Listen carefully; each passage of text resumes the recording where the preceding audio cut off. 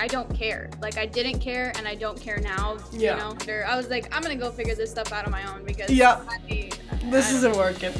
Yeah. I remember, like, the first time I got asked, like, for an invoice from a brand, and I was like, what? Oh my god, that's actually really cute. Oh my gosh.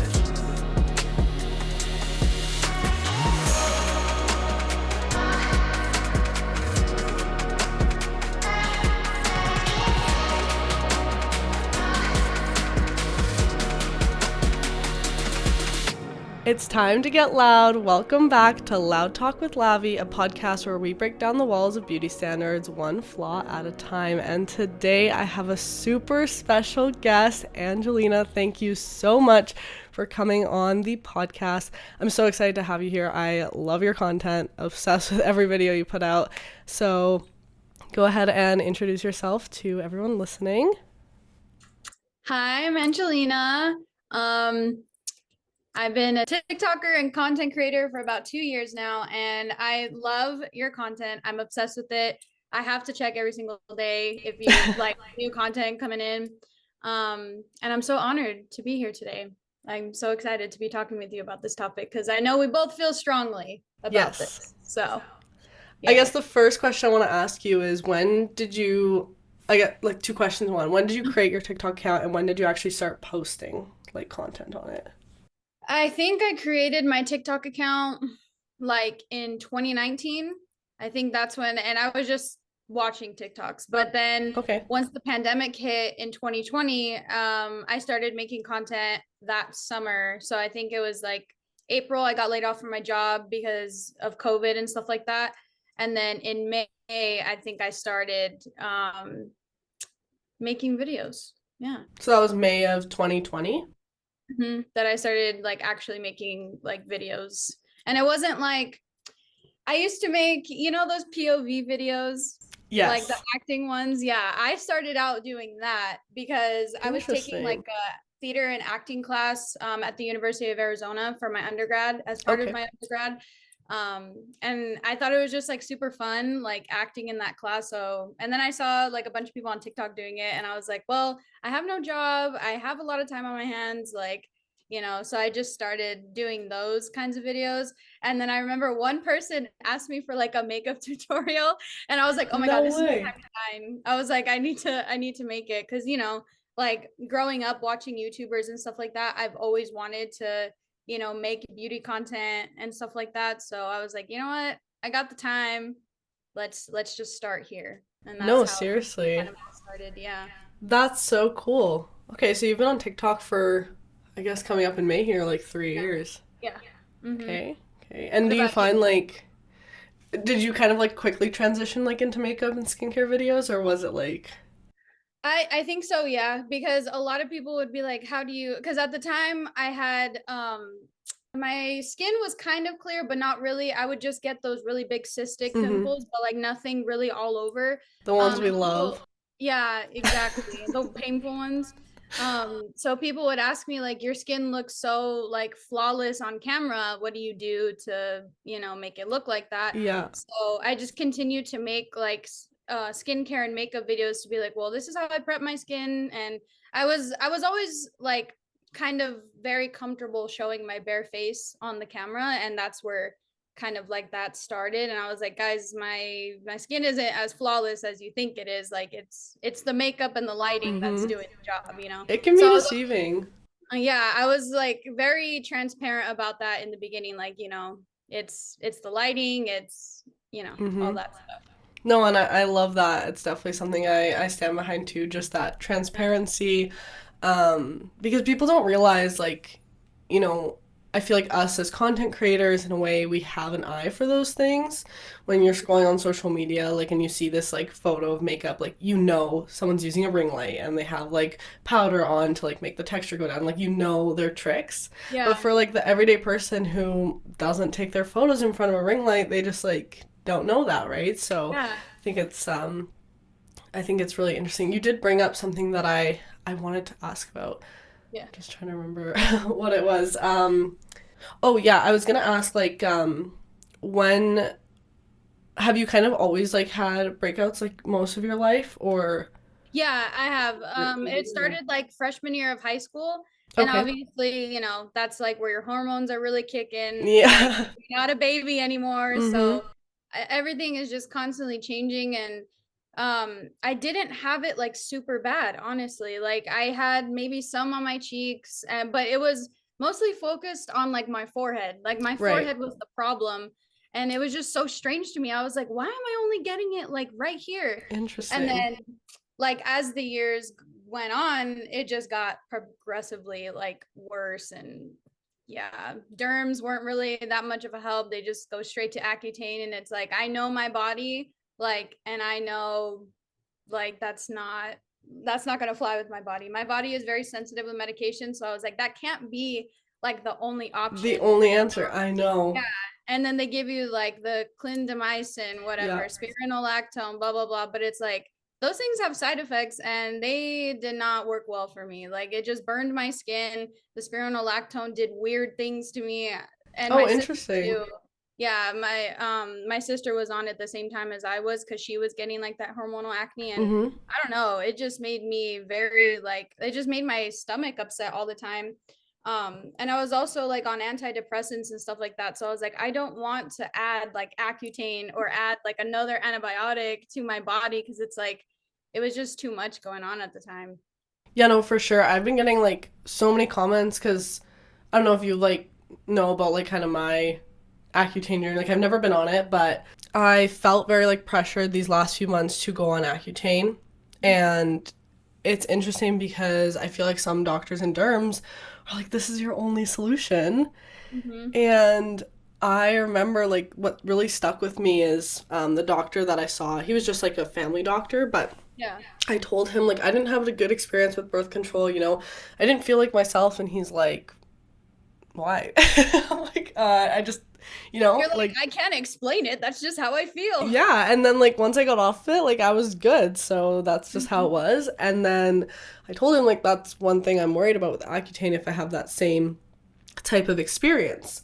Mm-hmm. Um, and he was like, well, every medication is going to have side effects. And if you want to have nice skin, that's just something you're going to have to like endure type thing.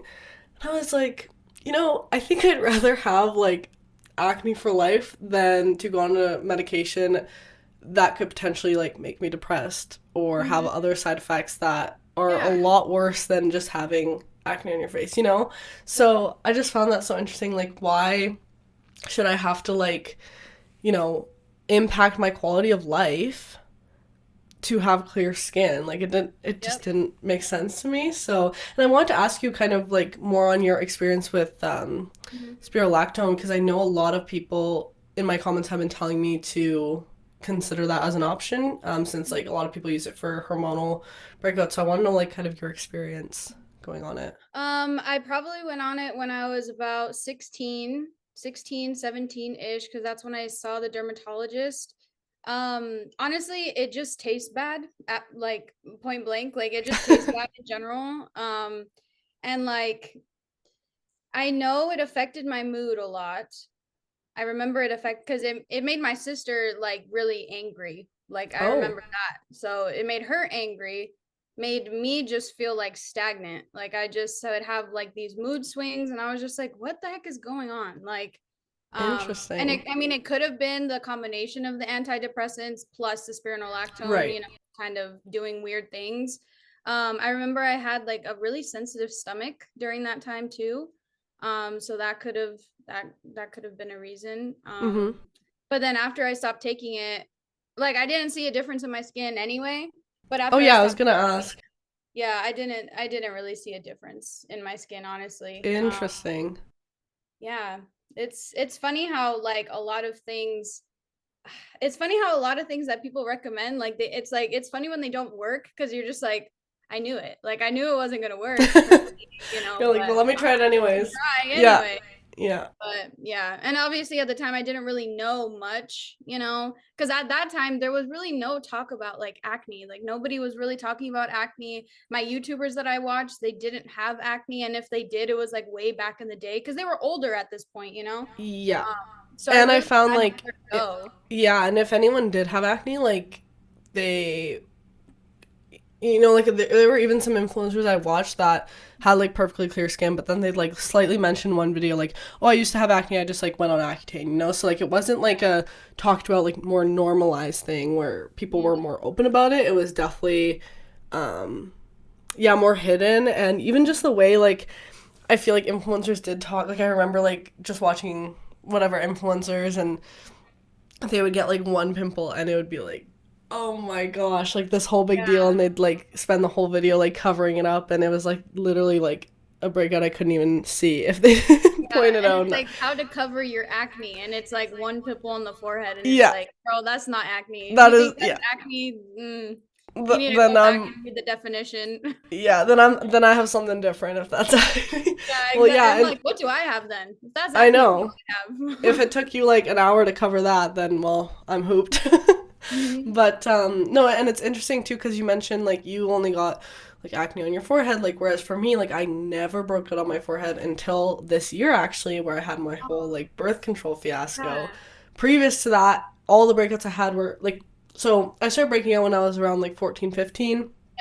I would say like more the cystic ones. When I was like a bit younger, like 13, it was just like the regular like, Yeah. you know, Like, teen oh no, breakouts. there's like a little whitehead there, and then it E- goes away in a day. Yeah, like or like one on your chin or one on your nose. Yeah. But when I was like 14, 15, I clearly remember I got like started getting cysts like right in this cheek area, which I don't Oh, see they're like the too often worst. from people. But like right here, and then that's when I kind of started getting ones around my mouth, and that's really where like as I got older, like 17, 18, I didn't even get those like cheek ones anymore. All the acne I got was all like around my mouth, and like it wouldn't go like it wouldn't spread past like my like cheeks here because it was interesting because a lot of times like with like hormonal or cystic acne it is more concentrated like on your cheeks and even like down on Yeah. your neck and stuff. I never had that. It was always just like around my mouth. So Mhm. because of that I was like this is definitely hormonal because every time you know my cycle comes around I'm breaking out around my mouth or every time I'm stressed or not sleeping well. So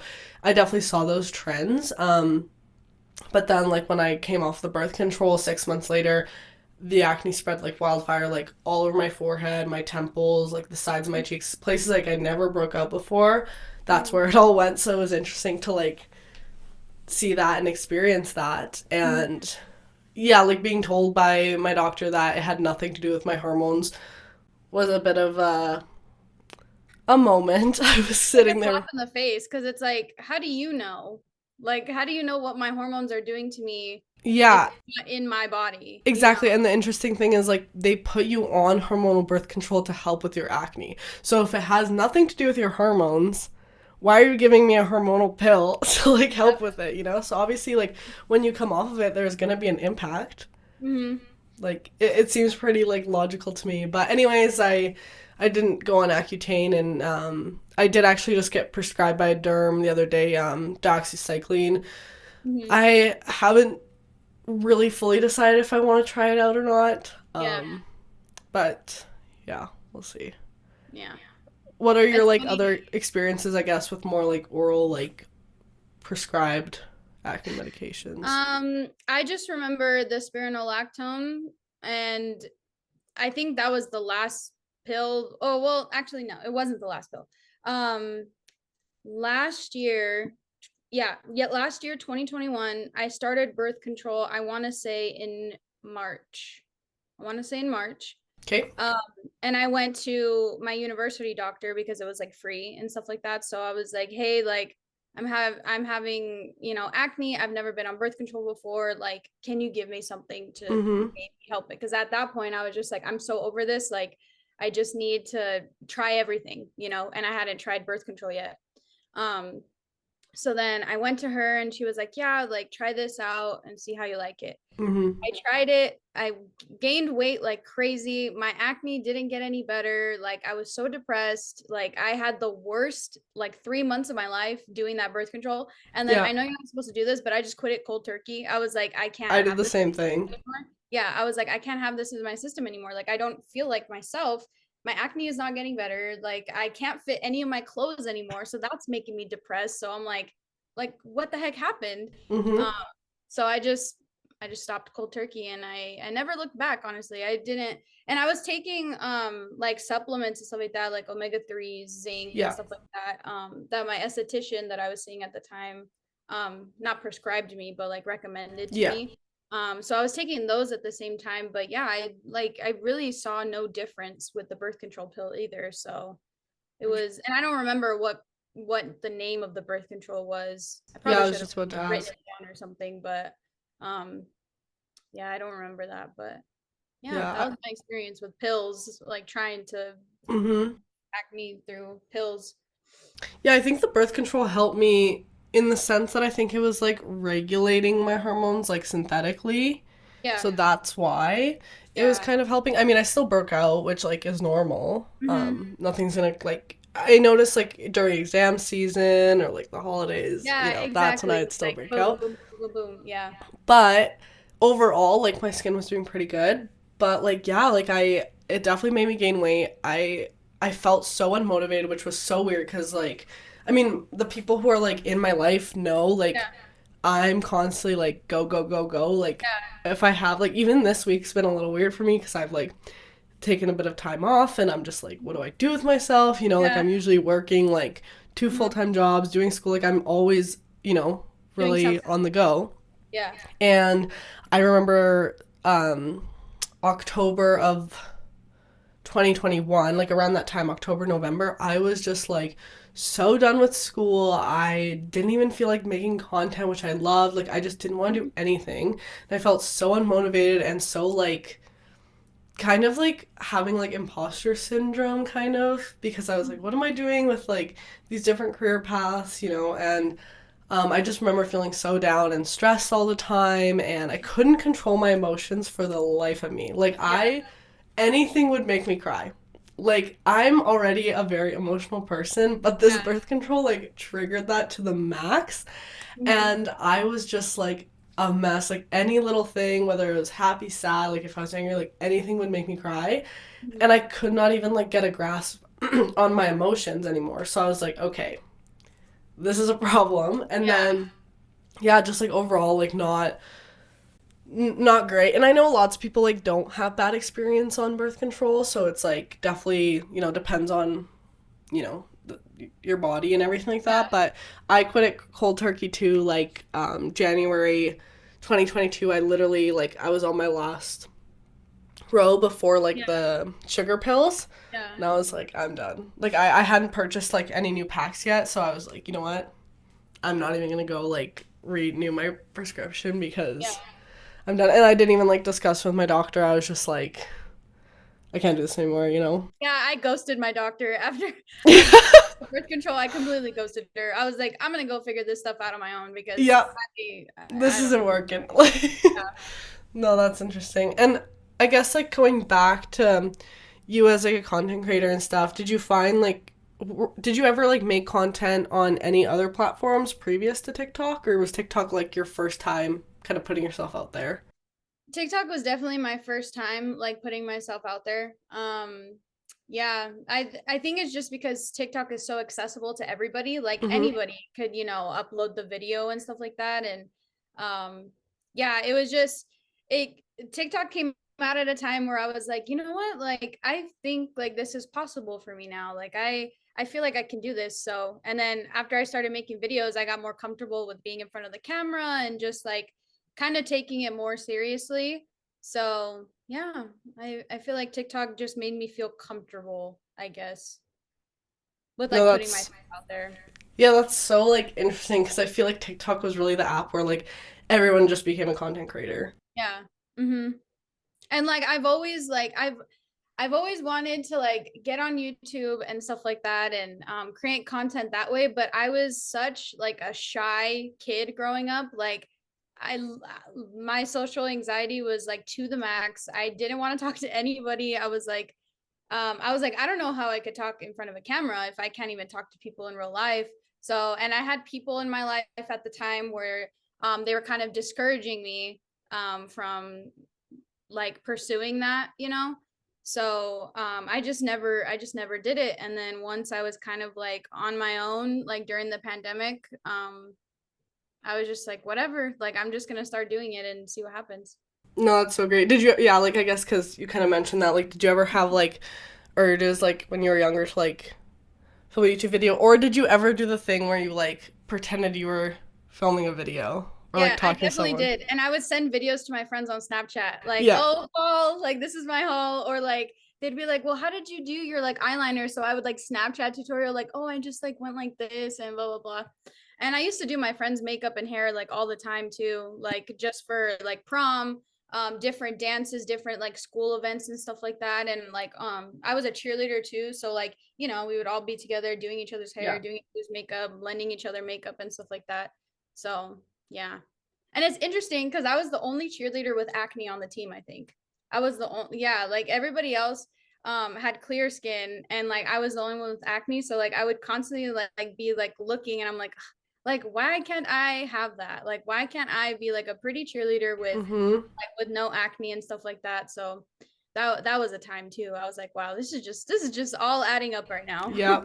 No, for sure. And like you bring up a great point because I always felt like that kind of growing up too, like at school, or I did like dance in different sports, and I just felt like everywhere I looked, like I was the only one who didn't have clear skin. You know, like my friends would like break out like here and there, but Yeah. nothing like they didn't have acne, you know, Yeah. like it was totally different. And even like as I got older, you know, I would go out to like a bar or something, you know, and or like a party, and I'd look around and I was like, I'm the only person here who doesn't have clear skin. Yeah, And it right? really Like it's starts to funny how you like, notice like around you, you're like, huh, that girl doesn't have like it doesn't have pimples on her face. Like yeah. how? You And know? you can tell, like, even when people are wearing makeup, like, you can tell. Yeah. And especially for us, since we're like, you know, we do makeup and we know how to like cover our acne if needed. So Yeah. it's like we can tell when other people are doing the same. And Hmm. I just find it so interesting because it kind of starts to mess with your head a little and mess with your confidence because people will try to make you feel better and say, like, oh, no one notices your skin. Like, don't worry, you know? Yeah. And they may not be thinking like about your skin all night, of course. That Hmm.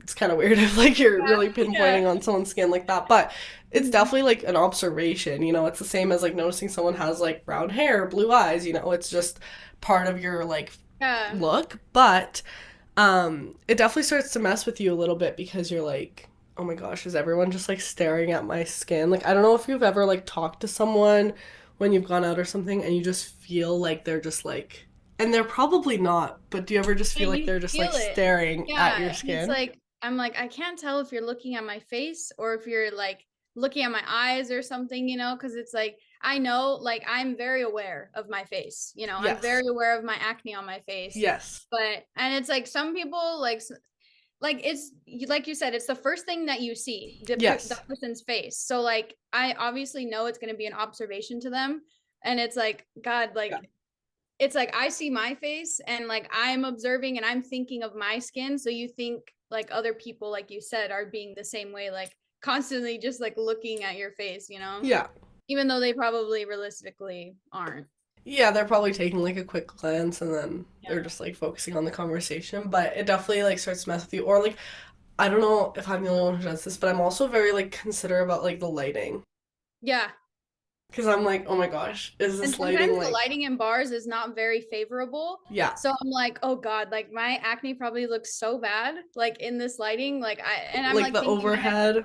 yeah, and I'm like, I promise my skin does not look like this. Like it's the lighting and Yeah. but it's like you're the only one thinking of that too. Like I Yeah. don't think guys are gonna be like, oh, like this overhead lighting is making her face look, you know, like Yeah, in the exactly. light. And like especially with makeup on, like overhead lighting does you so dirty. So then like the texture looks more pronounced than it actually is, and you're just like, oh my gosh. And Mhm. actually like you brought up a interesting point like about you don't think guys like really pay attention to that. Do you ever get comments on your TikTok of people asking you like how to navigate like the dating world with acne? It's interesting that you say that because I haven't gotten that question like verbatim, but Mm-hmm. like there's some people that have kind of like hinted at that, like just confidence wise. Yeah. And honestly, when I was in a 3-year long relationship before my current relationship, and really my like he had acne too and I had acne, so it wasn't really like a thing where we were like, oh, like you have acne, like I don't want to, you know. obviously we were both like insecure. Like we were in high school, so we were both Yeah. really insecure about it anyway, but we both had it, so it's not something that was like a deal breaker or Mm-hmm. whatever. And then when I was single and I was like, talking to different guys, dating different guys, that was never like a deal breaker. Like it's so weird to like say that, but like if I I know. showed up like barefaced, they wouldn't be like, "Oh, her skin is so bad," or like they would never comment on it, and they No. wouldn't make it like a noticeable point. So I'm just like, so then does it actually matter? Like if, and these were like handsome dudes. Like I Mm-hmm. was like, oh, a girl like me with acne could never like pull, but it's like they did not care, and they preferred me without the makeup than with the makeup. Yeah. And my current boyfriend now, we've known each other for like almost like 6 years now. Um, and he was with me at the beginning of this year when my acne was like super bad, like all over. He was like, I never looked at your face and was like, oh, she has acne. Like that's Mm-hmm. not something that I, and he was like, I don't care. Like I didn't care and I don't care now, Yeah. like that was never something that I was like, oh, like you have acne, I don't like you anymore type thing, you Yeah, know? and it because it's such like an insignificant thing, you know? It's just like something like yeah, so insignificant. And I think a lot of people do worry about it because I do see like in my comments too, they're like, I'm always so embarrassed, you know, like to Yeah. go to school because I feel like none of the guys will like me or none of the girls will like me. And I just find it interesting because I feel like, one, if someone really like wants to pinpoint that and like make you feel bad about it, they ain't Yeah, it's obviously it. something you don't want to associate yourself with, Yeah. Like you date somebody for who they are, like not just what they look like. Yeah. And like it's obvious that people, they like some people do date for like the looks and stuff like that, but like a real genuine person who's gonna love you like forever, they're not gonna be like, oh, you have acne, like, you should fix that before and I've never I don't think I've ever had like a guy point out my acne because I had like bare face photos on my Instagram and I was like open. I was like, yeah, this is my Instagram. Like, we want to look through it and make Mm-hmm. sure I'm not a catfish, whatever. Like, go ahead. And I never received any comments that were like, oh God, like this is what she looks like without makeup. So, Yeah. No, for sure. And like I used to be a bit nervous because like obviously like all my accounts are like public and I was on YouTube ever since I was 13 mhm. back in 2014. So like I've been like posting on social media for a very long time. So like Yeah. um anyone can like Google my name and find me and Mhm. see what I look like without makeup, you know? Mhm. Um so I guess in a way I used to be a little nervous about that, but now not so much. And honestly, like the response I usually get is like, it's so cool how like you do this as like a business or like, you know, how you help other people or Mhm. how you create content around like makeup and skincare, you know, it's never Mhm. really like, Like an oh, ill your thing. skin. Yeah, yeah. And if people do look at it as like gross or disgusting, well, they're probably just have their own insecurities that they're Yeah. like struggling Hmm. with that they're using, this They're like going projecting against onto you. you. Yeah, exactly. Hmm. Exactly. No, and I kind of want to jump back into content creating a bit cuz I mean, you like started posting on TikTok like content wise before like I really did cuz I when did I start? I think like April 2021. Hmm. So like a year after you did it. And like already like the app's not been around for that long, but do you see like especially as a micro influencer, do you see like the changes in like content and like algorithm and like what people are running? And does that like stress you out? Yeah. Like now, like in 2022, like how I've been actually like taking this seriously and actually, creating content, not just like fun videos here and Yeah. there. When I first started, it was all fun. Like everybody Yeah. just did it for fun because nobody was making money. Like nobody, like we were just kind of like all lonely, like in the pandemic, and we just wanted to like relate to other people when Yeah. we couldn't go out and like socially interact with people. So I started making the POV videos because I was like bored and I love storytelling. So like that was kind of like my thing. And my FYP used to be like so many different things. Like it would be makeup, skincare, POV, acting, a funny video. Like it was so like diverse.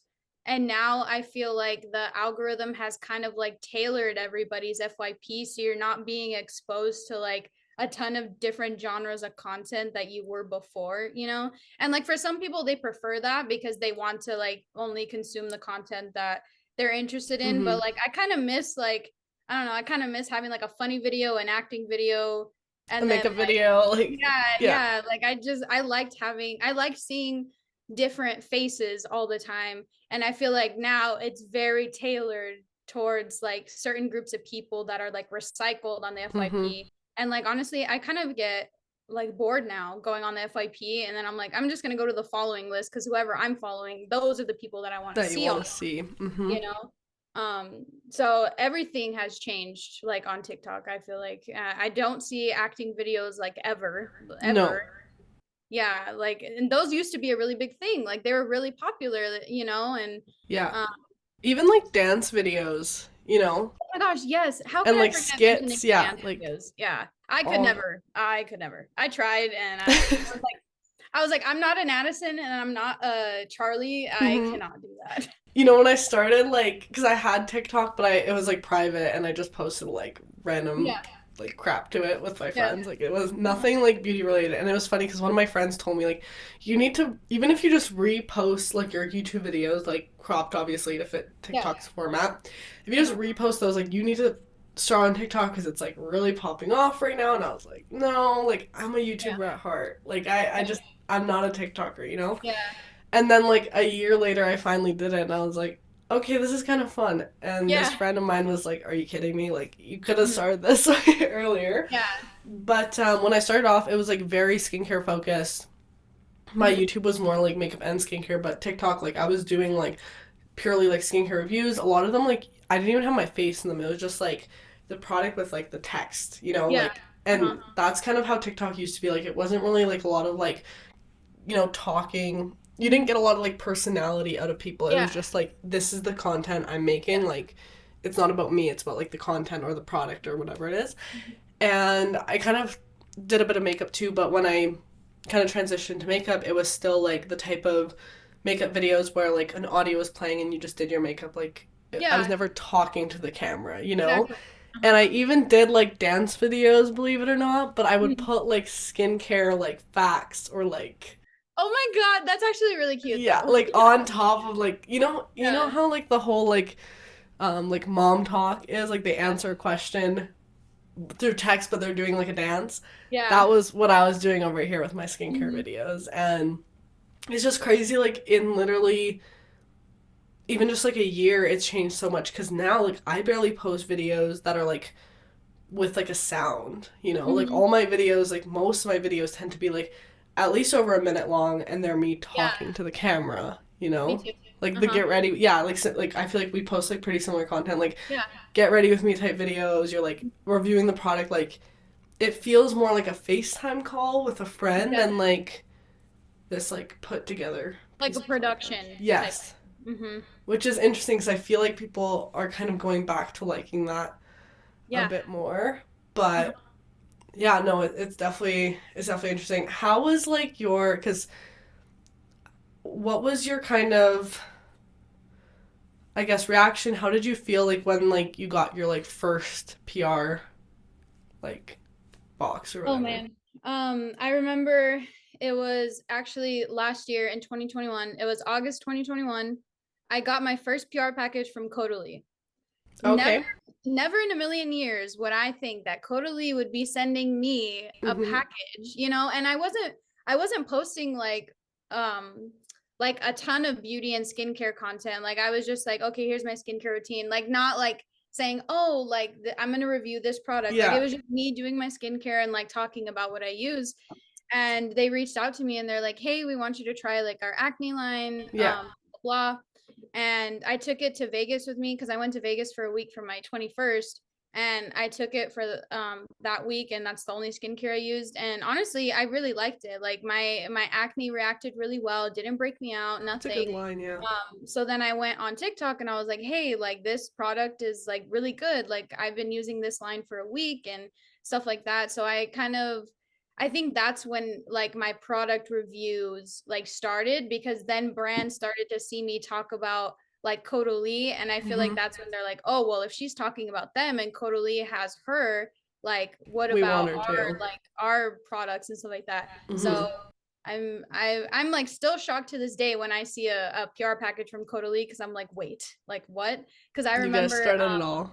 yeah, like I used a mini like sample size from my mom's like Avon like thing, like Avon. subscription Oh thing. my gosh, yeah. Yeah, it was literally a tiny little jar of the Vino Mm-hmm. Perfect serum. And I was like, I am never going to afford this in my life. Mm-hmm. Like, so I remember I would be like, doot, Mm-hmm. doot, and just like pat it over my face. And I'm like, I don't even know if it's doing anything. But, you know, I was probably like 15 at the time, like going through my mom's stuff. And I was like, oh my gosh, like this looks so fancy, you know? Yeah. No, that's So crazy. And do you remember like around like your like following count at the time? I think I didn't have a lot, maybe like a couple thousand. Okay. Like yeah, I'm not even 10K, not even 10K yet. Okay, interesting. Yeah, Yeah, like very, very small. isn't that crazy? Like now I feel like the world of like content creating has really changed. Like literally anyone can create content, and especially with like UGC content. Yeah. And for anyone listening, like it's user generated content, so that stuff usually doesn't like go on your own page. It's like you're just making videos for the brand and then they use it in their advertising. And it's so interesting because if you think about it, like brands are really steering away from like the typical like TV ads or Yeah. stuff like that. And I don't know, it's just created like this whole industry of like content creating, and it's just like it really, really blows my mind. Yeah. Um, I remember, and I'm gonna kind of give my story here and then ask you the same thing because I remember when I first got like, I think the first package I got was back when I was like 14, 15, but at the time, like when I first started my YouTube channel, I was doing like DIY videos, Oh, like really? room decor DIY. So Yeah. I got like, I think it was like a phone case and like a pillowcase or something like room decor. And we Yeah. did like, I did like a video for this brand, of course, because at the Mhm. time it wasn't like gifted collabs were very like popular at the time. Now Yeah. I feel like we creators kind of know our worth a little bit more. Yeah. But I remember like, it was like I'd get like one package like every few months, and every time it was like this surreal feeling of like, Mhm. what the heck, like these people just sent me this. Yeah. And I remember when I started actually like getting more packages and then brand deals were being like presented, I just remember my family was like so confused, Hmm. and they were like, wait, like there's just packages like showing up at our door, like you're just giving these companies like an address, like it was just Yeah. so strange. They're And like, then like, yeah. yeah, and then I turned like, like 16 or whatever, and they're like, wait, these brands want to pay you to do this? Like it was just like, this has got to be some kind of scam, because it's so like strange for people who aren't like in the social media world to just think like this brand's want you to pay like Yeah. to pay you money for you to just like use their product in a video. So it can feel like when you don't know about it, like I guess for my parents it was like, is this like for real? And now they're like super used to it and like so supportive of my work, and Mhm. like always want to see like what I got from brands and always Yeah. support my content. But it's just like, like in a way I'm so happy that they just let me do all this and they Mhm. weren't just like, this is crazy, like you're not doing it, you're not posting on YouTube, because I was super young at the time. Yeah. And like any concerned parent, it's like you're posting like your whole life on the internet, like that's Yeah. kind of crazy. But like they have always been super supportive, and it's so nice because like it's allowed me to like build this whole Yeah. thing, and it's just so much fun too. And I think it really did help me like especially growing up with acne, like YouTube was like my safe space where I could like go film a video and do some makeup and just like have fun with it. Yeah. But I was gonna ask you like, so that was like your first PR package, like what was your kind of feeling and reaction like for your first like brand deal? And can I ask like who it was with? Yeah, I think my first brand deal, what was it? I think it was from a company called Fancy Co, if I'm not mistaken. Yeah. And it was like a face steamer, like a silicone like brush thing, Mm-hmm. and like a bunch of other tools and stuff like that. They they paid me like $300 for that. And I was like, now, like looking back at that now, I'm like, girl, $300. Like you were like really hurting for like money then or whatever. But they gave me like all that stuff and I still use it to this day. So it's not like it was like a disingenuous thing. But I was just like, wait, they want to send me like their skincare stuff for me to use like in a video and they're gonna pay for it to be like an ad thing. Like that was like they're like, sending me product and they want to pay me. Like it's such a like at the start, it's such a weird feeling like taking money from a brand, even though it's like they would be paying way more for like a placed ad somewhere, you know. But it's like for you, it's kind of like, are you sure? Like I could just it's like I could do it for free. Like, I'm like, that's $300. Like that's so much money. Like what are you talking about? Yeah. So that was like, that was like a surreal thing for me because I was like, it was just like, wait, you want both? Like I like Caudalie, they just sent me it. I had no obligation to post it or anything like that, and they weren't paying me. Yeah. So like for this to be like both right after the Caudalie thing, I was like, wait. I was like, nah, I'm gonna see if this is like legit. But I mean, it was legit. I was in contact with their people and did the content, and and I still use their products. So I think it was a good decision. Yeah. No, that's awesome to hear. And like, did you find it kind of difficult like navigating? Because I know for me, it was very. I remember like the first time I got asked like for an invoice from a brand, and I was like, what? I looked up invoice on Canva and I was like, okay, I'm gonna fill in the blanks. Here's my invoice.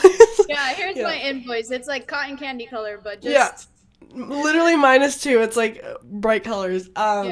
So like that was super weird. And then even like I remember because the first few brands I collabed with was like they were like, "What's your rate?" And I was like, I just threw out a number. I was like, I don't know, like because there's no like handbook. No one tells you, right? Like it's not like a normal job where you know there's like certain like there's salary industry standards for salaries. Like it's like I don't know my rate. Like it's like what's your rate? Like what are you wanting? You know, like I have no idea.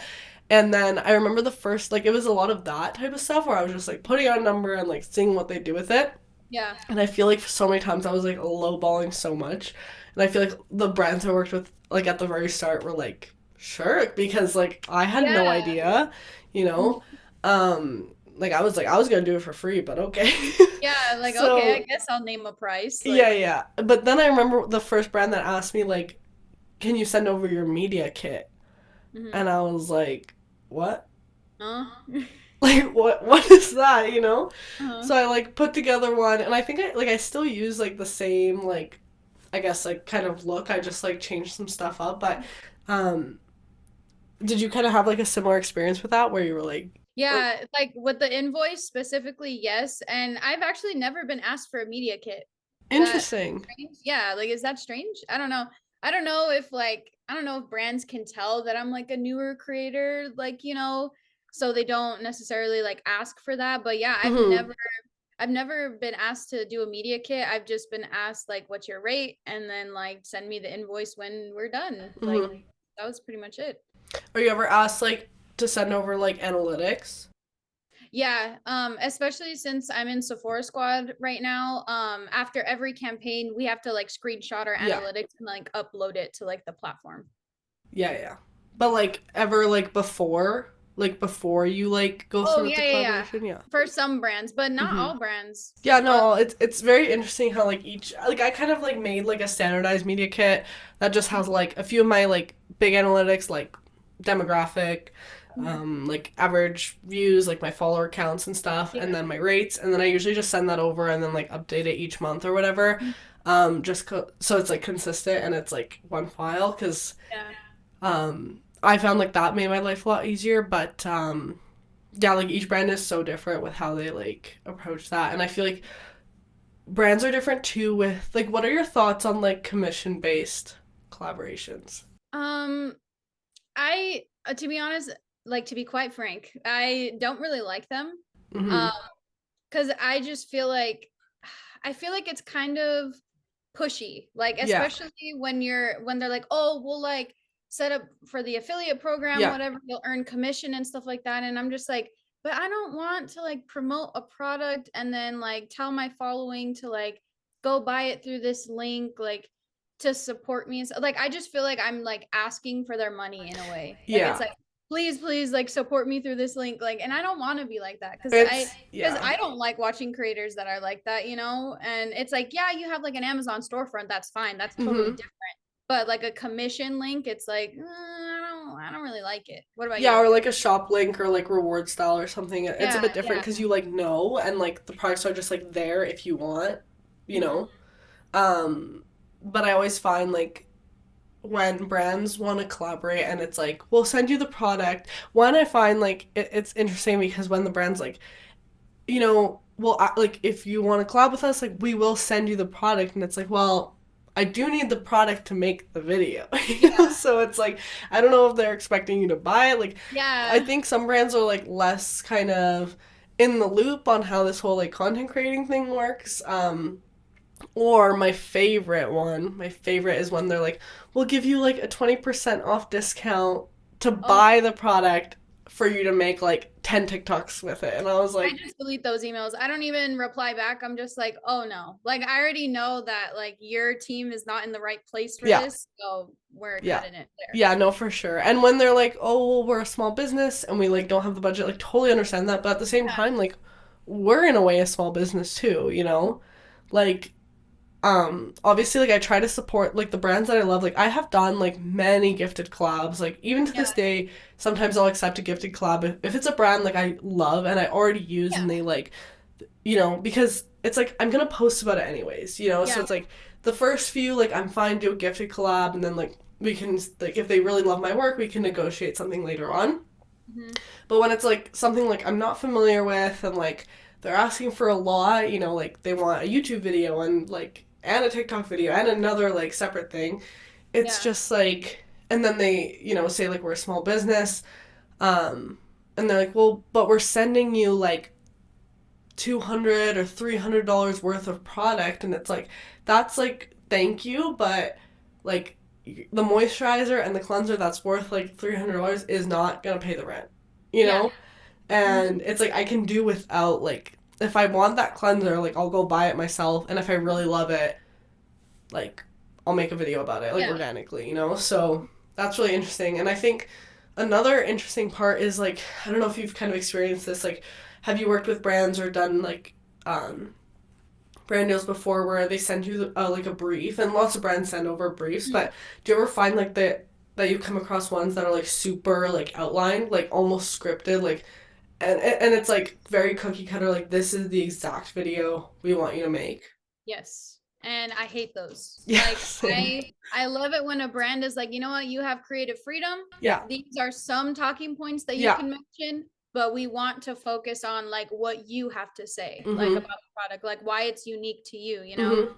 And all the brands that I've worked for have pretty much been like that. Like they're like, oh, we have these talking points, this is our creative brief, but we want it to be authentic to your audience. Like, and I always make sure before I even step up and like do the contract and stuff like that, I'm like, well, the content that I'm gonna make, like, and I've told a smaller brand before, like, I am not gonna like do all these points in one video, like that. It just feels scripted.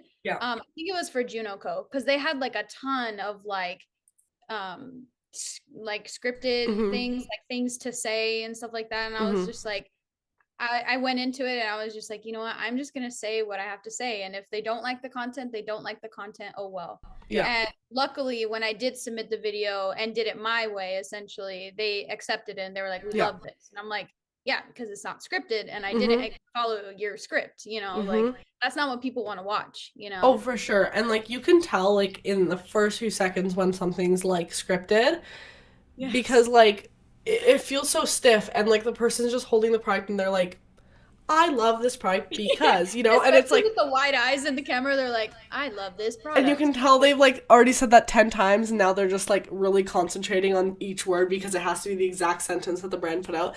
And it's like no viewer is gonna see that. Like, you know, first few seconds, like that's a scroll. And like with TikTok especially, like you've lost that person. They're not going back, you know?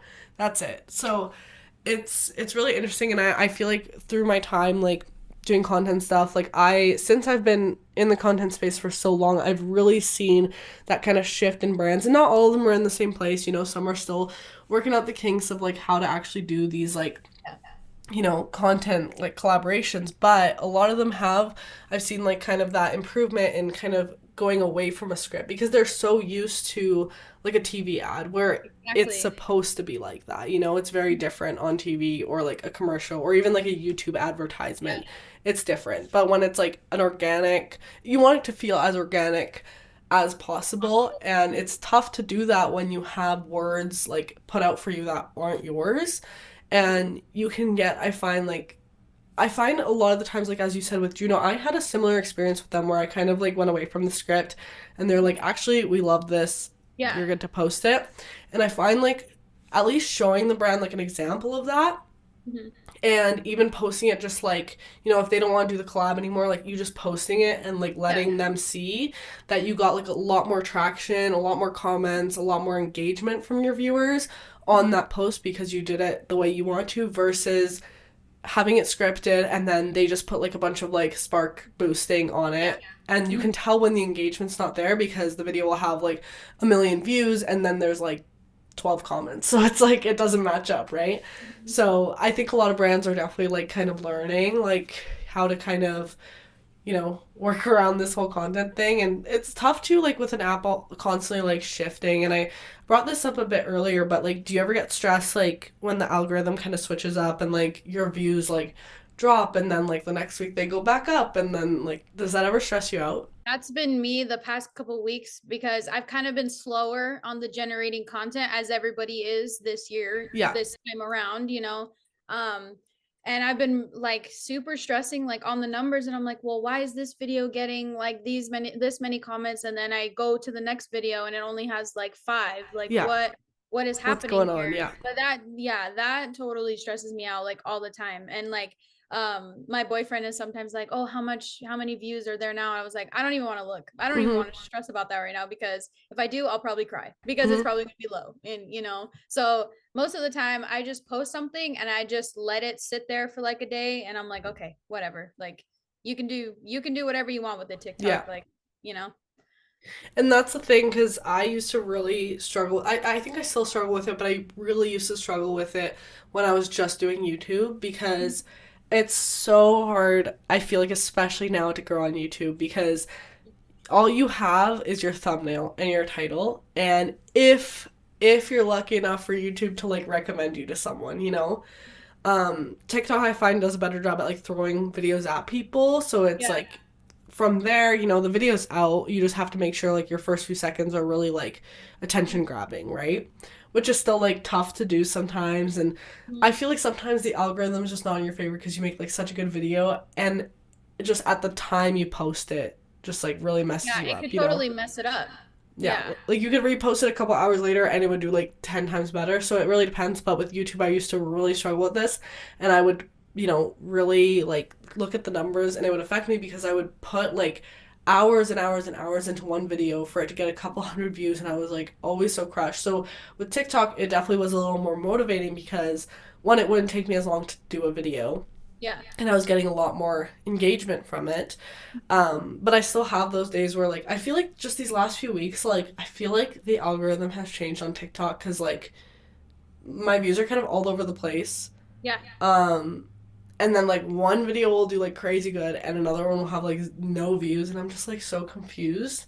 I'm like, what's going on? But yeah, and one of the women that's on the Sephora squad, she actually put in our group chat. She was like, I just had a meeting with TikTok, and they said that the algorithm is going to be changing soon before the year. Okay. So I think that's what's kind of happening right now. Probably, I think they're testing out things right now. How I do want to ask you because I know you live in the States. What are your opinions on the TikTok Creator Fund? Oh, it's because I don't have access to it here in Canada.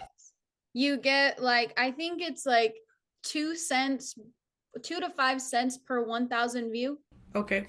So it's like it's nothing really. Like, yeah, maybe in a good month, like I get an extra $50 to $100, and like that's good pocket change, you know. Oh yeah. Pay for gas, grab some coffees, food, you know. Yeah, lots of coffees, lots of matcha, you know.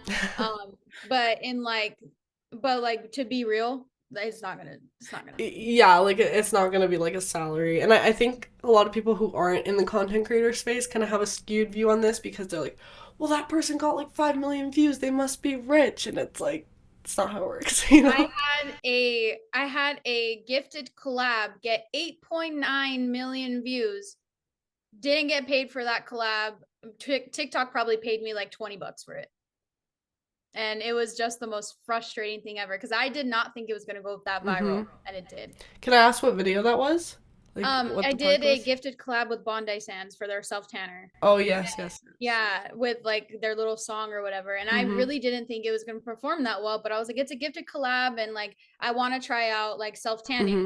I think that was like my second or third time self tanning. And it's really good. It's a really good product. I still use it, but yeah, I was just like, what? Like, are you kidding me? 8.9 million views, and I didn't make anything from Yeah. this. Oh my gosh, that's insane. Is that like your most viewed video? Yes, the gifted collab that wasn't supposed to go viral went viral. That's interesting. Wow. Mm-hmm.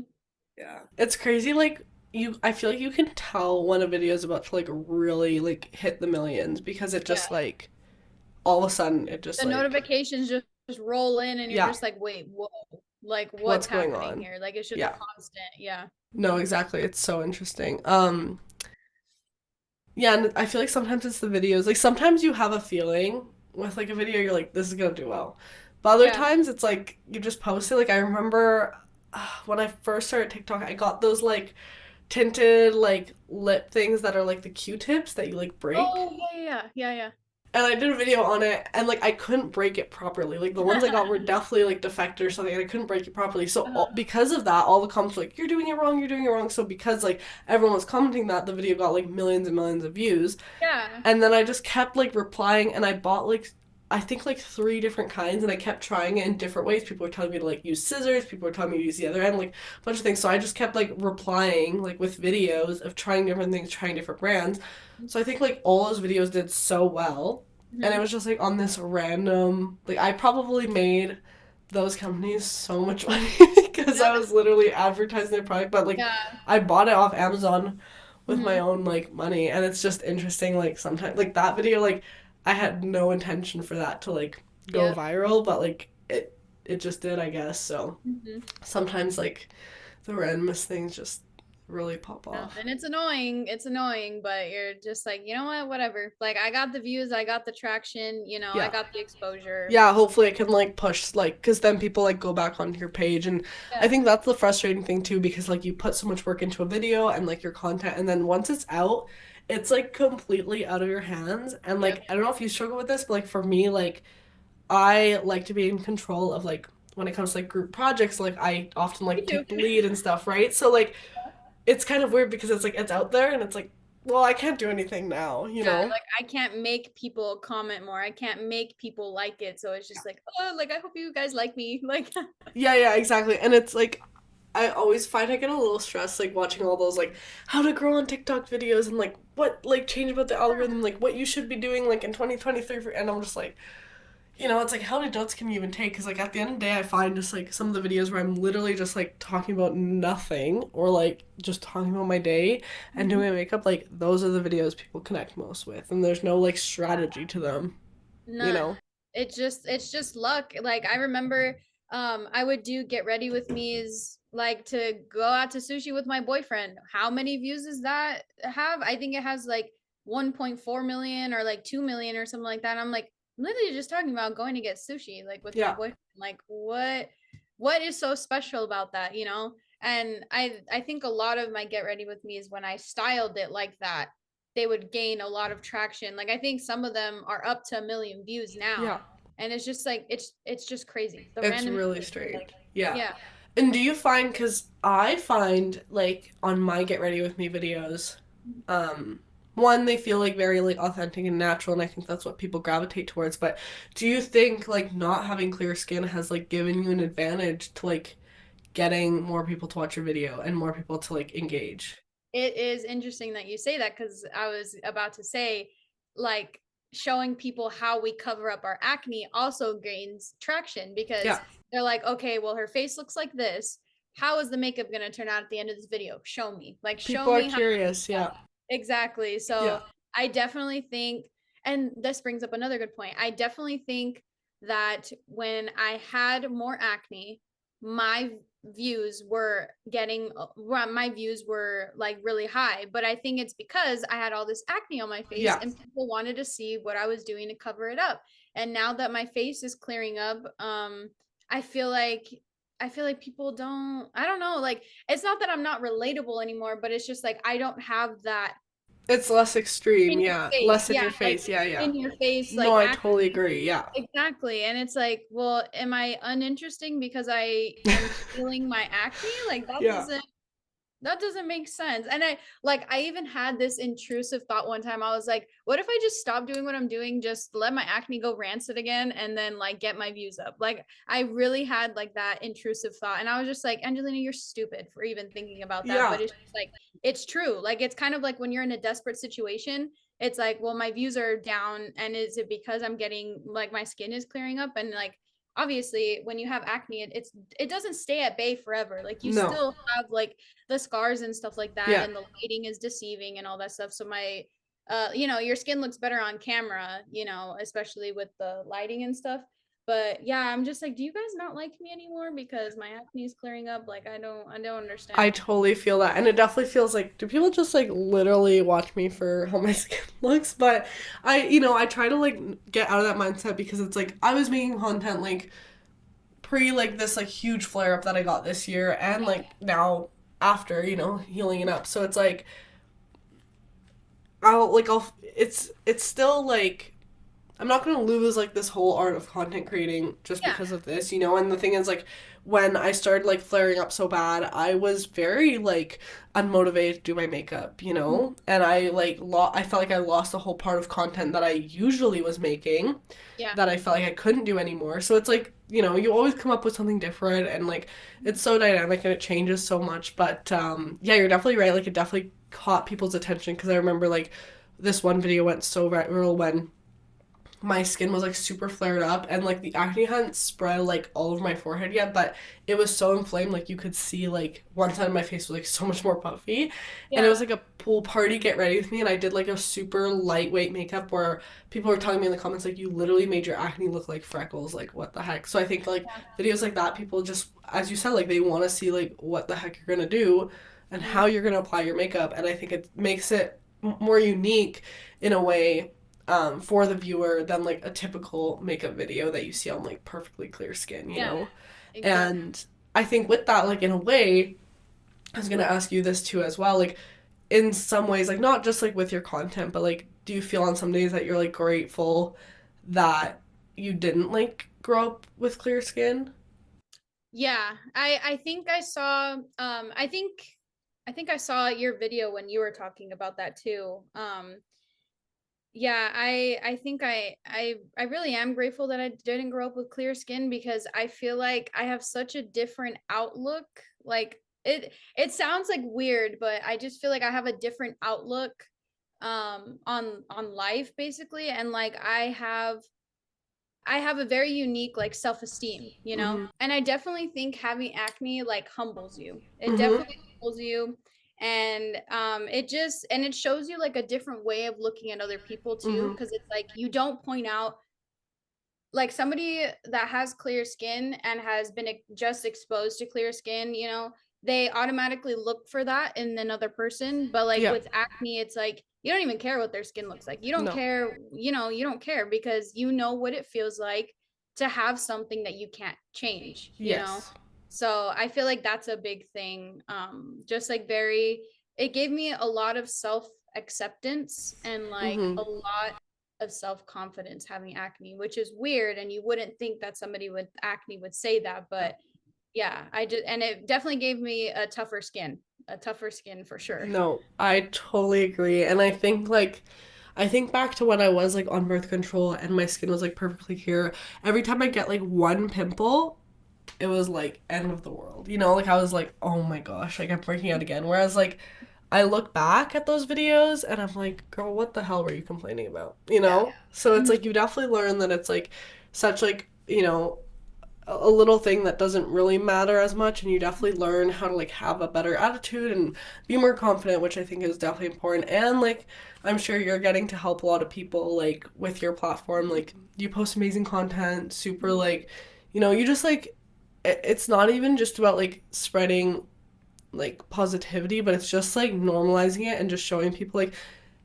your skin doesn't have to be like perfectly smooth, you know, and like you can still like have fun with beauty and like do makeup and use skincare and like Mhm. have a good time with it and not have perfectly clear skin. I think that's what's super important, and just like making it like less like drawing attention to it and just making it like a part of like normal life, Yeah. which is super important. Because not every makeup tutorial needs to be like, oh, how I cover up my acne. Like, It's like no, here's how I like, did my makeup on my yeah, like acne. this is Yeah. just how I like get ready with me. This is how I do my makeup. Yeah. Like, it has nothing to do with me covering up my pimples, whatever. And I had been following you for a while, and I was like, wow, this is the girl that I needed when I was growing up, like on YouTube. Like, just, you know, your skincare videos, your makeup videos, because you talked about acne in such like a positive way. It Mm-hmm. actually shifted my perception, like, of my own face.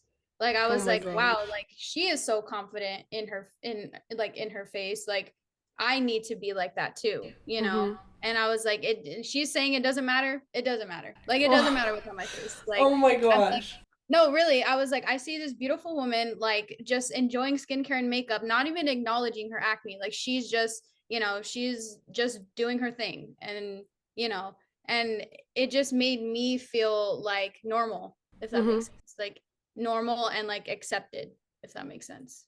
No, I appreciate that so much. That's so kind of you, and like honestly, that's how I feel like when I watch your content as well. And I think it's really interesting. Like through social media, I've been able to like connect with people like you as well who make like not only similar content to the content I make, but also has like similar skin. And it's like I never saw people around me like that in my life. So now that I have like all these like internet friends where I can like feel that and be motivated and like, you know, influenced in like a good way by like all these people I see online. It's like it's really interesting. And I think that's the best part about like social media is like you get to find people that are like similar to you.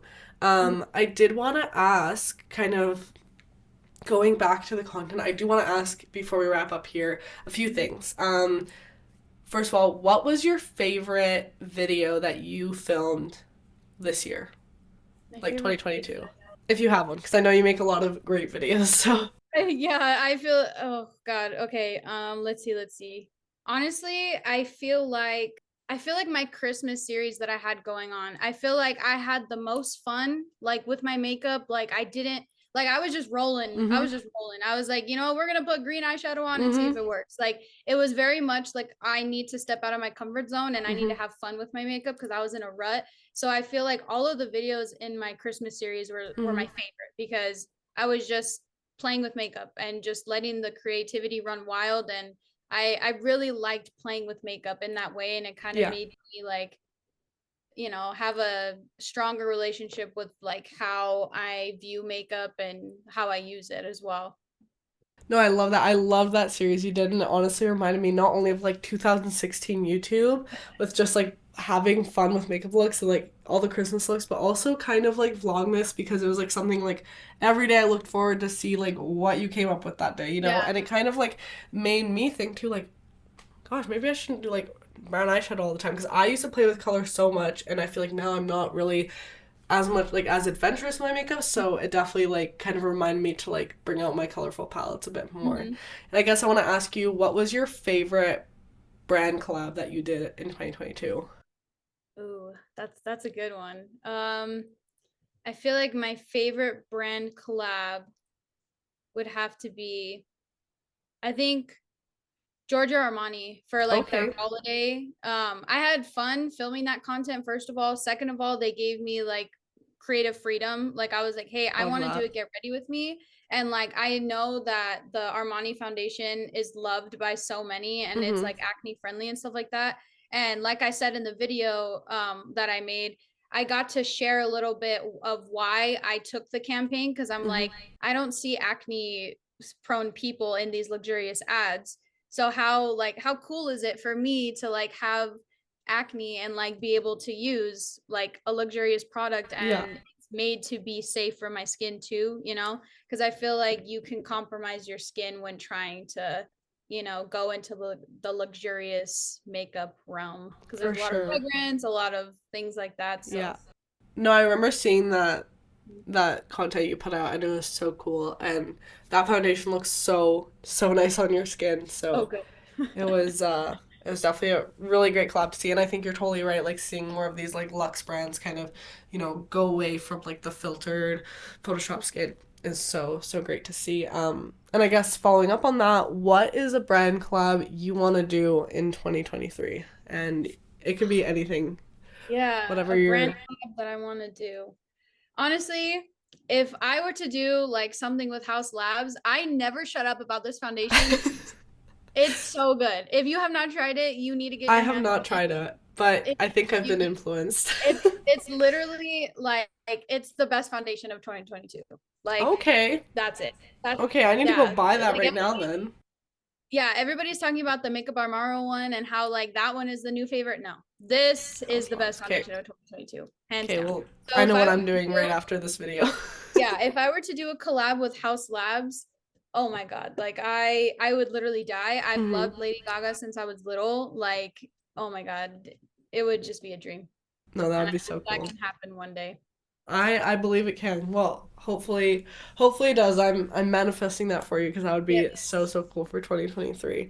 Yes. Um, I mean, I know you've seen some of my videos, so of course I have to ask you. It could be from this last week or just like in the, Mhm. you know, recent times here. What is one thing that you have really been loving about your skin lately? Um, well, I got a vitamin A chemical peel, I saw like, that. Super yeah, cool. like 2 weeks ago now. And I just feel like my skin is just looks so much better, like Mm-hmm. texture wise, and like with my post-inflammatory erythema, like I feel like it's just faded a lot. So I feel like just seeing my skin glow more, like I feel like I'm just a lot happier now, generally, like in life. So I feel like just seeing my skin glow and kind of watching it heal itself is just like I've been loving that. No, I love that. I'm like just like looking on you here on the computer, like you look so glowy. I was gonna say like I've been Yeah. staring at how glowy your skin has looked this whole time. And then I guess, since like I'm all about kind of encouraging people to even on the bad skin days to kind of pick yourself up from them. What is something or if you want to share like with the listeners if there's anything you were kind of more down about your skin or like anything in general and what you did to kind of pick yourself back up and kind of take yourself out of that negative space. Um, I remember when my acne was super bad, like I feel like all I saw on my social media was just clear skin, like all the Mm-hmm. time, constantly. I didn't have anybody that looked like me. So that just made me feel like, well, what's wrong with me? What am I doing wrong? Like I'm using the same products as this person and my skin's still not clearing up. So I feel like, and I feel like nowadays, like people need to kind of cleanse their social media and put Mm-hmm. people who look like you on your social media pages, because I feel like that's made the biggest difference in me is like I'm Mexican American, like I have acne and like just like a whole bunch of other things. Like I just want people who look like me and have gone through the same things as me. I want to support them. Mm-hmm. So I feel like if you are struggling with acne right now and you consume social media, you need to cleanse your social media following, because I know that social media can be very detrimental to your mental health and your skin health and everything that has to do with you. So I feel like that was the biggest thing that I did in 2022 is I just started watching and supporting content creators who looked like me and had like similar background as me. I love that. I feel like that needs to be like written on a quote. Like, like follow people who look at like you. Follow Mhm. people who look like you on social media. I think that's so important. And yeah, like you can't.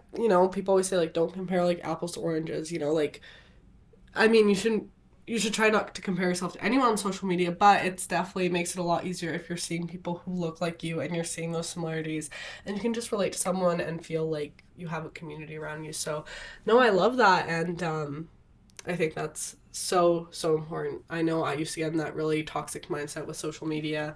Um, and just like, yeah, it's crazy how much like kind of pressure we put on ourselves to look a certain way. And I know Yes.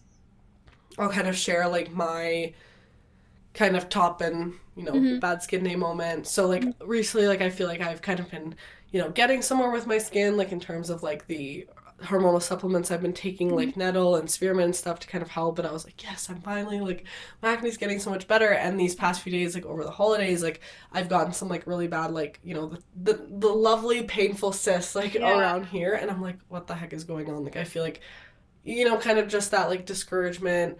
It's like you're And defeated in a way. yes, of just like another thing didn't work, and then I kind of took a step back and I was like, why am I being so hard on myself? Like it was just the holidays, I wasn't exercising, I was eating like so many sweets, and sweets always like triggered my acne.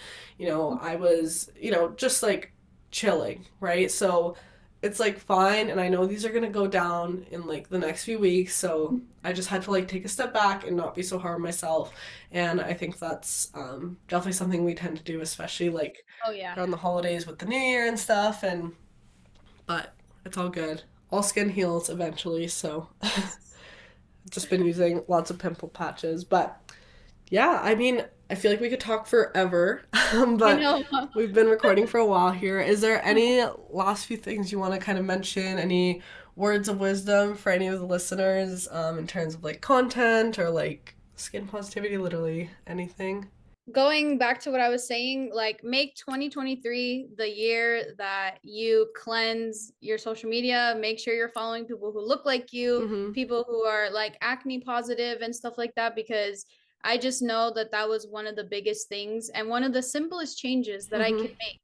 And acne is very complex. So if you have to try anything and everything to like get a solution, try it and see like what works best for you. Don't be pressured by other people on social media where it's like you need this, like you need Yeah. this and stuff like that.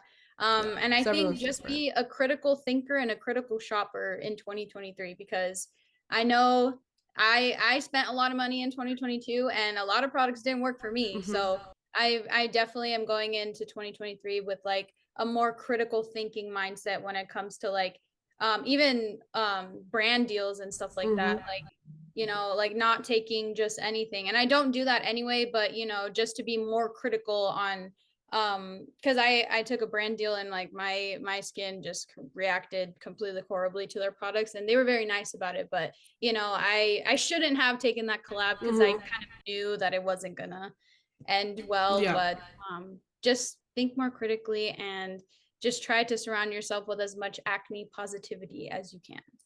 No, I love that. Well, thank you so much for coming on Loud Talk with Lavi, and I had so much fun talking to you about all these topics because I feel like we can relate on so many things. Yes. Angelina, thank you so much, and could you please tell the listeners where they can find your amazing content, guys? If you're looking for like literally FaceTiming your bestie type content, like just feel good content that you can just get ready with while you're watching your content, this is definitely a page you want to follow. So yeah, just let us know where we can find you.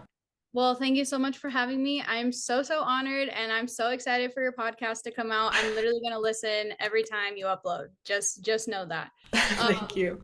My TikTok is at Angelina M. Rivera. My Instagram is also at Angelina M. Rivera, and my YouTube is linked on both of those accounts. So you'll be able to Awesome. find like all my social media links like there.